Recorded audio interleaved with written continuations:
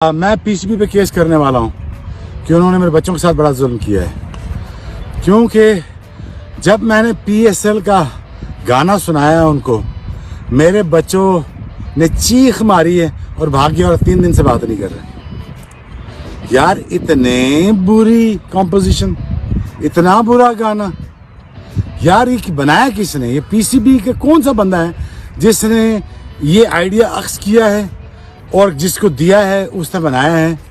शर्म नहीं आती गाना बनाया हुआ आपको? आपने मेरे बच्चे डरा दिए हैं। आपने मेरे बच्चे मेरे 3 दिन से बात नहीं कर रहे आपकी वजह से। मैं आपसे बड़ा सख्त नाराज हूं और मैं केस करने वाला हूं आप पे। आज आएगा करोड़ है, ग्रूव बनाया क्या है? फिर आपने इतना जुल्म किया, मोहम्मद वसीम में कपड़े छुपा के रैपर्स को बना दिए आपने। वो समझ नहीं आई। पाकिस्तान सुपर लीग ने अपना इस साल का एंथम रिलीज कर दिया है, जिसमें इस साल भी पंजाबी को भरपूर प्रमोट किया गया है। कोई परवाह नहीं है सिंध में रहने वालों की, कोई परवाह नहीं है बलोचिस्तान की, कोई परवाह नहीं है केपी में रहने वालों की। पाकिस्तान क्रिकेट बोर्ड की ये नालायकी है कि ये जब भी एंथम में उर्दू के अलावा किसी दूसरी जुबान को टच करते हैं तो वो पंजाबी होती है। अब आपके पाकिस्तान का T20 वर्ल्ड कप है और पंजाबी से शुरुआत हो रही है, हुन साडी वारी ओए। फिर पाकिस्तान टीम के हैशटैग होते हैं आ तेनू मैच दहावा पंजाबी। फिर 2019 का आपका पीएसएल का एंथम, उसमें ये लफ्ज यूज किए गए, गर्मी च सड़, भावें सर्दी ठर, भावें चाह पानी पी, भावें दूध पत्ती चढ़। मैं पंजाब से हूं और मेरे लिए मुझे थोड़ा समझने में भी टाइम लग रहा है। तो अगर किसी को बलोचिस्तान में बैठे या सिंध, अंदरून सिंध में बैठे या केपी में कहीं बैठे ये मेरी जुबान समझ नहीं आ रही, तो मैं माजरत खुआऊं, ये पाकिस्तान सुपर लीग के ही लफ्ज हैं। पाकिस्तान, पूरा पाकिस्तान, लेकिन सिर्फ एक पंजाबी को यहां पे प्रमोट करता है। ये पाकिस्तान क्रिकेट बोर्ड क्यों करता है? आगे ना वाइब एंड माहौल और एक्स, अबे यार ये बहुत पुराने हो चुके हैं। ये इसका जो क्या कहते हैं अस्थाई है।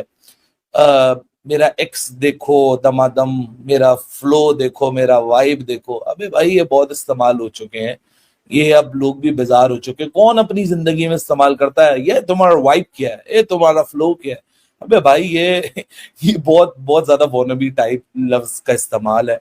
खैर एनीवेज, गाना है, चलेगा, मैदानों में खत्म हो जाएगा, लेकिन मेरे लिए, मुझे दूसरों का नहीं पता। हालांकि बड़ी गालियां पड़ रही हैं, अली तरीन भी काफी नाराज हैं कि अली जफर को क्यों दे दिया, उनका अपना मामला है। वो कहते हैं पाकिस्तान में और भी बेहतर आर्टिस्ट हैं, जो कि मैं उनसे अग्री करता हूँ कि पाकिस्तान में बहुत बेहतर आर्टिस्ट हैं करंट पॉइंट ऑफ टाइम में। Ali Zafar is done and dusted, वही क्लीशे मेलोडीज हैं, वही क्लीशे अंतरास्ताई की फॉर्मेशन है। लेकिन ये जो अबरारुल हक है ना, इनका एक बड़ा मशहूर गाना था असद जाना बिलो दे घर, ये तो अस्थाई थी। जो अंतरा था ना इसका, उसका अंतरा इसमें इस्तेमाल हुआ है पीएसएल के एंथम में, and that is the only saving grace. तो जब ये एंथम शुरू होता है, मैं एक्सपेक्ट कर रहा था कि पीएसएल का कोई अच्छा सा शॉट आएगा, मगर एंथम शुरू होता है तो दो पहलवान आपस में लड़ रहे हैं और ये पीएसएल प्रमोशन एंथम कम लग रहा है, अली जफर प्रमोशन एंथम ज्यादा लग रहा है। आपको कितना लगा, कैसा लगा? अपनी राय कमेंट के साथ में जरूर बताइएगा। बट मुझे खुद जो फील हुआ, जो मैंने सोशल मीडिया के ऊपर देख रहा हूँ, तलहान जम को लोग लाइक कर रहे हैं, अबरारुल हक बीच में आए, पंजाबी टच दिया, उनको लोग लाइक कर रहे हैं। बट ओवरऑल मुझे व्यूज ज्यादा मिले नहीं है, नजर नहीं आए, क्योंकि मैं पहले एडिशन से लेकर अब तक कवर कर रहा हूँ। इसका टाइटल है देखो, मतलब एक्स लगा है, लाइक 10th एडिशन देखो इसका टाइटल है, बट कोई देख नहीं रहा अभी तक जब मैं आपसे बात कर रहा हूँ। हो सकता है बाद में एकदम व्यूज आना शुरू करें। वैसे पिछले पीएसएल थे एंथम के ऊपर मैंने देखा था पाकिस्तान क्रिकेट बोर्ड ने प्रमोशन, मतलब उनको गूगल के ऊपर जाके एड लगाया था उस एंथम को। आई होप कि अब भी लगाएंगे, क्योंकि जिस तरह के व्यूज हैं ये बड़ी शर्मिंदगी वाली बात है। कल टीजर जारी किया था, अब तक उसके 50,000 से कम व्यूज हैं टीजर के। पीएसएल ये कभी ऐसा नहीं हुआ, 10वां ऑडिशन है, हमने हर ऑडिशन को कवर किया पहले से लेकर अब तक। कभी इतनी गंदी मतलब मैंने चीजें नहीं देखी थी जो पीएसएल से रिलेटेड अब हो रही हैं। और ये बड़े डर के मैं कह रहा हूं, क्योंकि ये वो प्रोडक्ट है क्रिकेट जिसको हम सब इसको पसंद भी करते हैं, हमारे लिए ओनली एंटरटेनमेंट भी है, और हमारा तो बिजनेस ही यही है कि क्रिकेट के ऊपर बात करना। अगर क्रिकेट के ऊपर लोग सुनना नहीं चाहेंगे तो सबसे बड़ा धचका तो खैर। भारत के स्टेडियम्स की कैपेसिटी 1.25 लाख तक है। लाखों लोग स्टेडियम के अंदर समा सकते हैं। चीमा साहब, इंडिया ने जो फुटबॉल के स्टेडियम बनाए हैं उनकी कैपेसिटी 60 to 70,000 उन्होंने रखी हुई है। फुटबॉल स्टेडियम भी है उनके इंडिया में बहुत ज्यादा बने हुए हैं, हॉकी स्टेडियम बड़े बड़े बने हुए हैं।